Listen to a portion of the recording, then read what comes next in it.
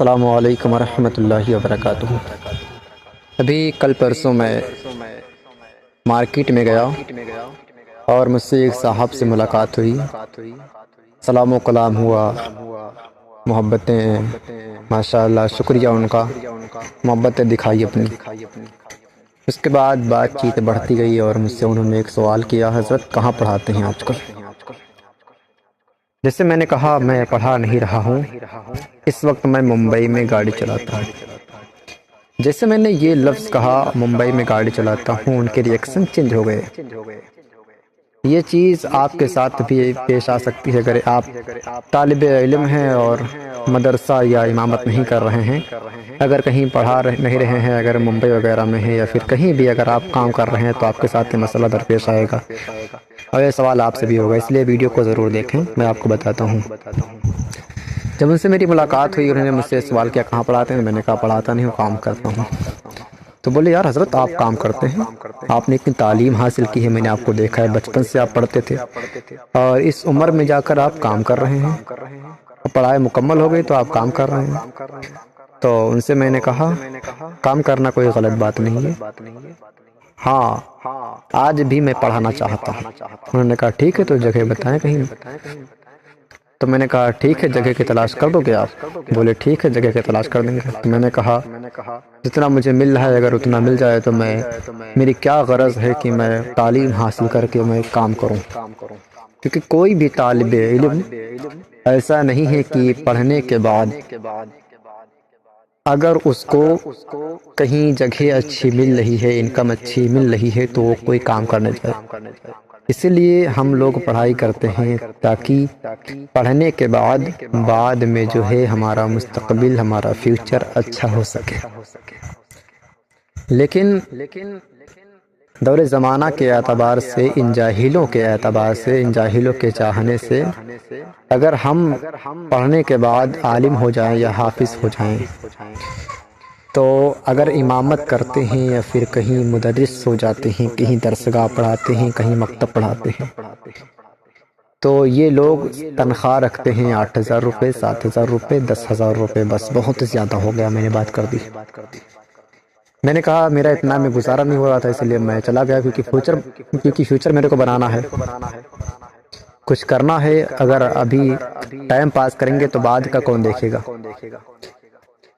تو ان سے میں نے کہا اگر آپ کے پاس جگہ ہو، اگر 20-25 ہزار اس میں مل رہا ہو، 25 نہیں چلو 20 ہی اگر دے رہے ہوں تب بھی میں راضی ہوں کرنے کے لیے۔ تو انہوں نے کہا اتنا تو نہیں ہو پائے گا، اتنا نہیں ملے گا۔ تو میں نے کہا آپ میں سے کسی بھی اس عوام کو یہ سوال کرنے کا حق نہیں ہے کہ حضرت آپ پڑھانے کے بجائے کام کیوں کر رہے ہیں؟ بولے کیوں؟ جب میں نے کہا جب آپ اس چیز کو کر نہیں پائیں گے، جب آپ ہمارے مسئلے کا حل نہیں نکال پائیں گے تو آپ کو مسئلہ کرنے کی حاجت کیا ہے؟ انہوں نے کہا بات تو آپ ٹھیک کر رہے ہیں۔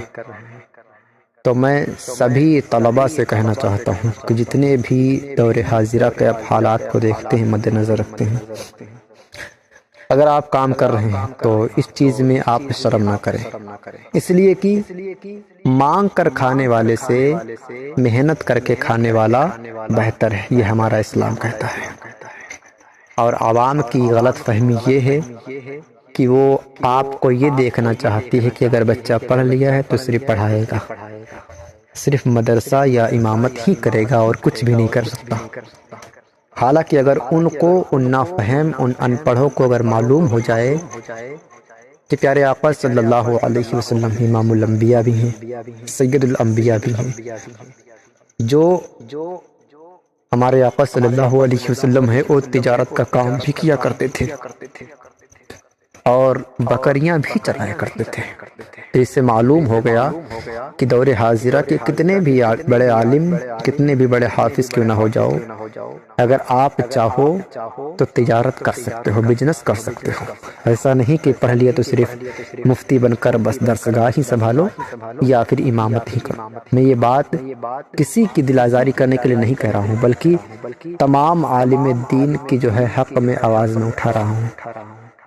جو یہ عوام یہ سوال کرتی ہے کہ اگر کوئی عالم ہے، کوئی حافظ ہے تو مدرسہ کو سنبھالے یا پھر مسجد کو امامت کرے، وہ کام نہیں کر سکتا ہے۔ ان کے لیے میں سوال کر رہا ہوں کہ اگر آپ کے اندازے سے یہ ہے تو پھر امام کی تنخواہوں پر توجہ کریں نا۔ مدرسے کے جو مدرس ہیں ان کی تنخواہوں پر توجہ کون کرے گا؟ آپ ہی لوگ تو کریں گے۔ ان کی تنخواہوں کو آپ نے 8,000 روپے کر رکھا، یہ بتاؤ 8,000 روپے میں کیا ہوگا؟ آپ سے میں پوچھنا چاہتا ہوں، اگر آپ ایک مہینے کے بعد اگر اپنے فون کا ریچارج کراتے ہیں، کتنے کا کراتے ہیں؟ 300 کا کراتے ہیں۔ ایک ان پڑھ ہے اس کے لیے بھی وہی ریٹ ہے، صدر ہے اس کے لیے بھی ریٹ ہے، اگر وہ امام اس کے لیے بھی وہی سیم ریٹ ہے، 1 روپے بھی کم نہیں ہے۔ تو پھر آپ کی کمائی 25,000 روپے ہے، 30,000 روپے ہے، 40,000 روپے، 50,000 روپے ہے، اور ایک امام کی تنخواہ کتنی ہے؟ 8,000 روپے، 7,000 روپے۔ اب وہ بتاؤ اس کی جو اگر کوئی حاجت ہو تو کیسے پورا کرے وہ؟ چلو اگر اس کی شادی نہیں ہوئی ہے تو وہ ٹائم پاس کر لے گا اپنا، مینج کر لے گا کس طرح۔ اگر وہ شادی شدہ ہے، اگر اس کی بچے ہیں، وہ بھی چاہتا ہے اپنے بچوں کے شوق پورا کرنا، وہ بھی چاہتا ہے کہ اپنے بچے کو بڑے اسکول میں پڑھائے، تو بڑے اسکول کا بڑا خرچہ آپ کو پتہ ہے نا اچھے سے، آپ کو پتہ ہے اچھے سے بڑے اسکول کا بڑا خرچہ ہوتا ہے۔ تو یہ بتاؤ کہ اپنے تنخواہ سے اپنے بچے کو پڑھائے گا، یا پھر آپ یہ بتائیں کہ وہ اپنا خرچہ کرے گا یا اپنی جوزا اپنی اہلیہ کا خرچہ چلائے گا؟ تو اس کو یہ وقت اور حالات جو ہیں اس کو کمانے پر مجبور کر دیتے ہیں۔ یہ ساری غلطی عوام کی ہے۔ میں اس عوام سے یہ چیلنج کرتا ہوں، یہ میں کھلا بولتا ہوں کہ ہم کوئی بھی پڑھے لکھے طلباء ہیں یا پھر کوئی مدرس ہیں کام نہیں کریں گے، کوئی کام نہیں کرے گا، لیکن آپ کو جگہ تو بتاؤ اچھی۔ میں آپ کو سوشل میڈیا پر کے ذریعے بتا رہا ہوں، تو آپ میرے کو کمنٹ میں بول سکتے ہیں بھائی صاحب کی جگہ آپ کے لیے خالی ہے، تنخواہ آپ کی 25,000 روپے ہے، 20,000 روپے ہے۔